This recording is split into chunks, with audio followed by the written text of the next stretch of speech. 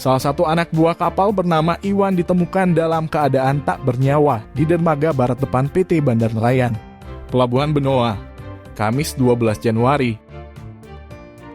Menurut Kasih Humas Polresta Denpasar AKPI Ketut Sukadi, pria berusia 33 tahun itu pertama kali ditemukan rekan kerjanya bernama Horudin dan Bung Sofian sekitar pukul 1 siang.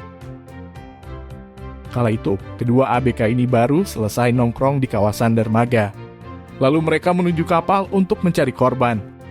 Kedua rekannya ini hendak mengajak korban makan.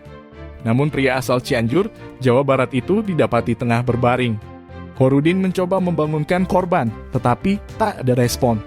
Ketika dipegang dan hendak dibalikan, ternyata tubuh korban sudah dingin dan matanya terbuka. Temuan ini lalu dilaporkan ke wakil kapten kapal dan diteruskan ke aparat kepolisian.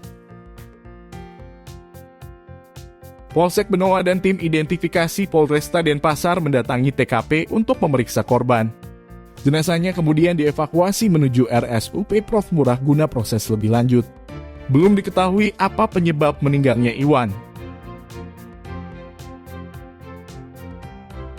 Tim Bali Express melaporkan.